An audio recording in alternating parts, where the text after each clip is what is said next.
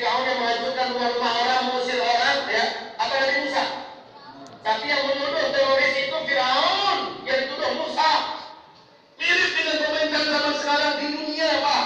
Saya katakan di dunia, karena ini perangai dari PBB, perangai dari Amerika, perangai dari Yahudi, yang bantu umat Islam itu Yahudi.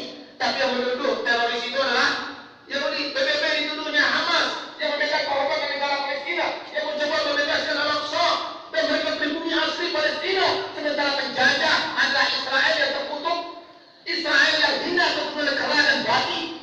Itu yang membantai di mana-mana.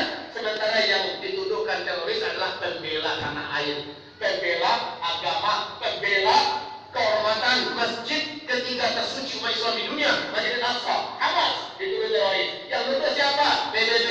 Yang menuduh siapa? Amerika. Yang menuduh siapa? Yahudi. Mirip Pak dengan Firaun. Mirip tidak? Wa Firaun fil autad.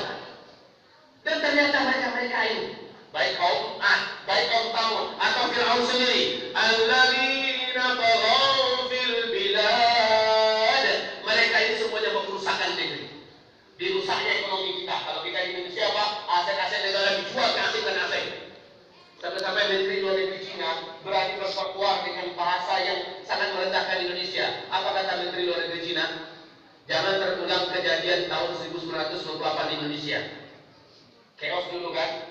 Terjadi krisis moneter dulu, di mana kekacauan, ya, di mana terjadi perampokan, mal-mal dirampok, semacamnya. Padahal itu direkayasa, Pak. Muslim tidak mau melakukan itu, sengaja dimunculkan orang-orang yang memang kerjanya ngerampok sana kemari, membuat kekacauan, ganggu orang Cina. Kalau Muslim tidak akan melakukan itu. Nah, belajar dari pengalaman itu, apa kata Menteri Luar Negeri Cina? Jika terjadi dan terulang kasus itu di Indonesia, kami akan masukkan bala tentara kami ke Indonesia untuk mengamankan aset-aset kami.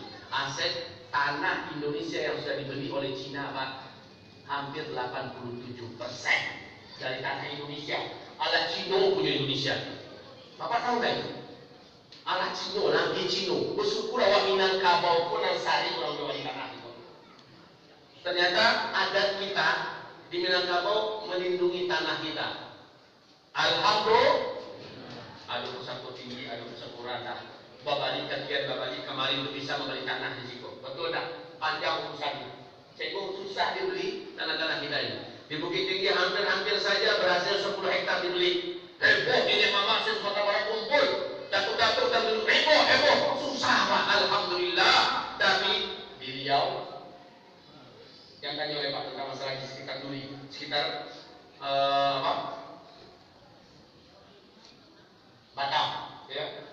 Sebutkan tanah-tanah yang ada di Lampung, tanah yang ada di Palembang, tanah yang ada di Jawa, apalagi tanah yang ada di Kalimantan, Sulawesi, banyak yang sudah dibeli oleh mereka. Alladzina taghaw fil bilad, mereka melakukan kerusakan di negeri-negeri.